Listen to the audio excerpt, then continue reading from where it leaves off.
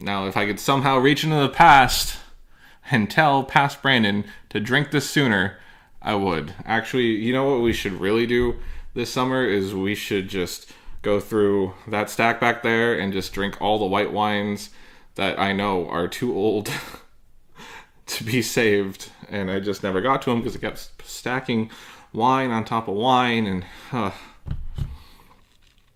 but that's a feature for later in this month or possibly next month.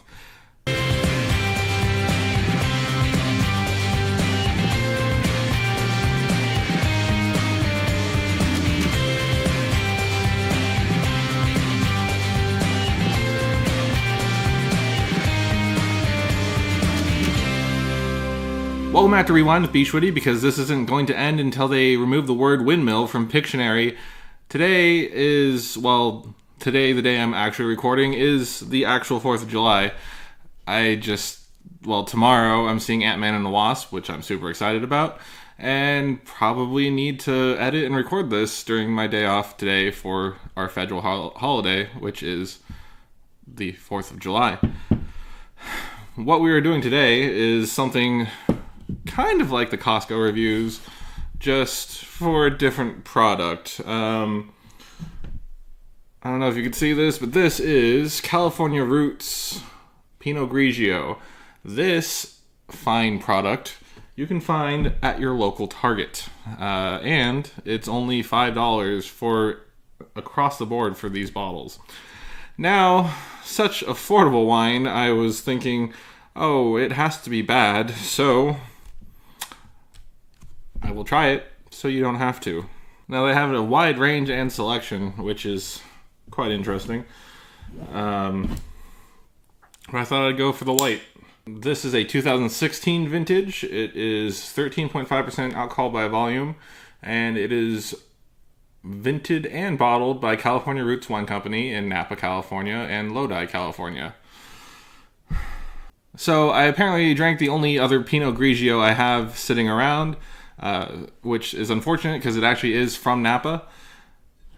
But I have this, a 2010 Columbia Winery Pinot Gris, which, as you may or may not know, is the same varietal, just not the Italian spelling. And since these are both vinted and grown in New World, I thought, it's close enough. It's a Target wine. I don't expect much from this. No offense, Target. Now, Pinot Gris, it is a white grape that originated in Burgundy, France, as the Pinot Grigio name. Oh, that's a plastic foil. Interesting. As the name might suggest, has gained popularity in Italy enough that it has its own Italian namesake. Right off the bat, the foil for this is more of a plastic than a foil, except at the very top. It looks like it's a composite cork, or an artificial cork, actually.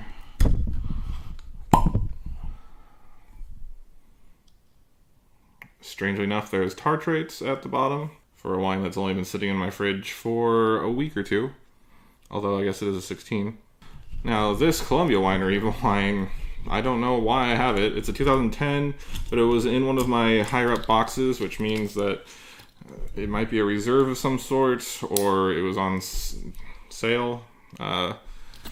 Proper tin capsule and a real cork, which, if you're going to do cork closures, why not use actual cork? Other than the fact that it might get corked.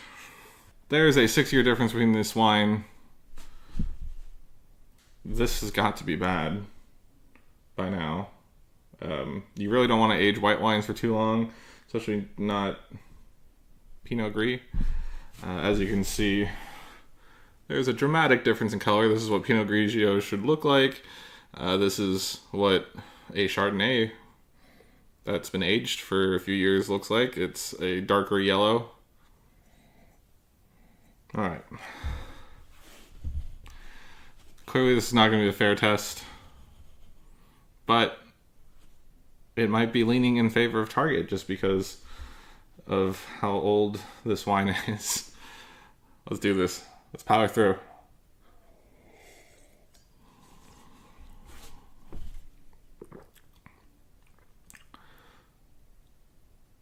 Wow. I mean, let's be honest. Pinot Grigio, easy to knock out of the park. Because it's light, it's acidic, it has a little citrus to it. This one has a little effervescence. There's almost a bit of sweetness on here. I wouldn't be surprised if it has an RS of maybe a couple percentage points. But it's not overwhelming. It's dry to maybe off dry.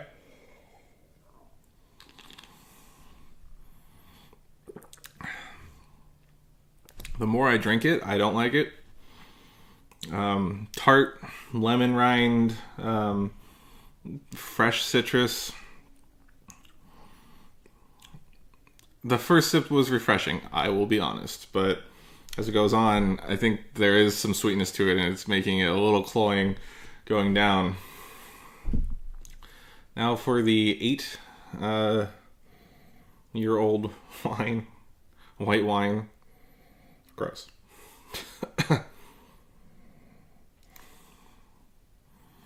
Cheers.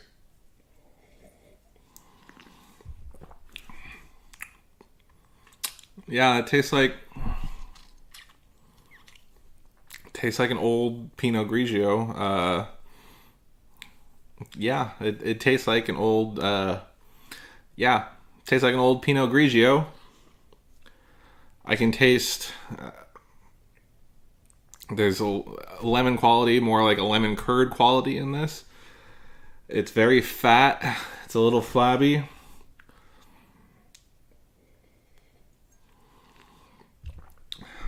Now, I recall this wine being a little bit bigger than a typical Pinot Gris. And honestly, it's not too bad. It really isn't. I'm an 8-year-old wine that wasn't meant to be aged this long. Doesn't taste horrible.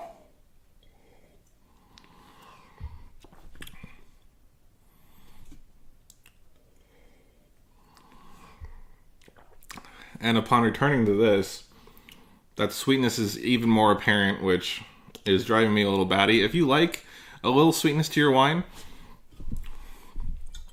get this. Honestly, this would do okay in a pinch. I would not finish a bottle because the sweetness would go to my head and give me a headache in the morning. Clearly, you can't get an 8-year-old white from Colombia, but it's not the worst thing. To be honest, these are on par with each other. Remember, this is not something you would want to drink. This is not something I would want to drink, personally.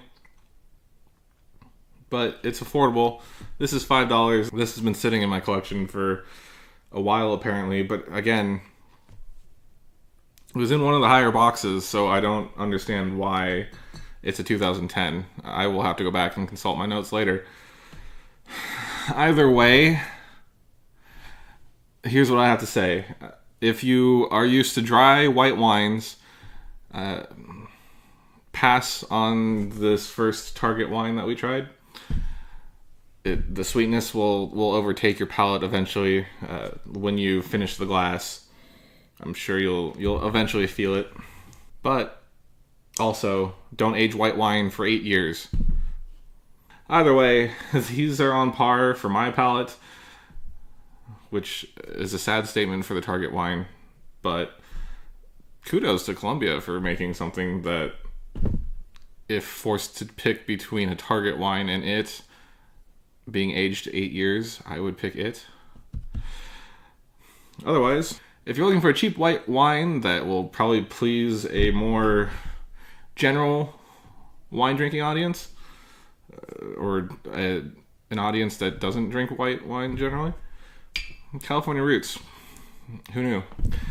If you want me to do some more California Roots Target wine, let me know in the comments below. I will do my best to try them out. They're only $5 each, so that gives me a reason to go through the big stack back there and see if I could find something to pair with it.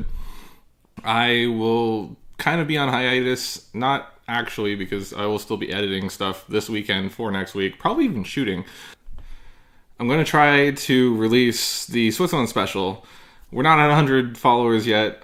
I'm a little heartbroken about that, but it's the YouTube game. I have 90 more followers than I started with, and that's really awesome. It's been a year. I hope you've been enjoying this series. The Switzerland special, just remember, I shot this before I even started shooting this series, so I didn't really know my direction. I didn't know what Rewind was more than just me drinking wine on the internet at that time. So I'm going to try to break it into 3 parts over the week. Anyway, I hope you check that out. It was really awesome to visit my friends, the Mayberries, in Switzerland, and much to their chagrin, I managed to find some wine tasting and some wine to drink while we were over there. That was really awesome, and I'm just ribbing one of them a little bit because she didn't believe me that I could sniff out a wine tasting anywhere. Thank you for watching today. Try some cheap Target wine if it interests you. If not, have a great weekend. I will see you in 2 weeks. Maybe I haven't really figured out the format. I might have to do introductions to each episode next week. So maybe I'll see you next week. If not, you'll see past B. Schwitty and enjoying himself in Switzerland and drinking some wine. That's all the time I have for you. My name is B. Schwitty. This has been Rewind, and I will catch you a couple times from now. See ya.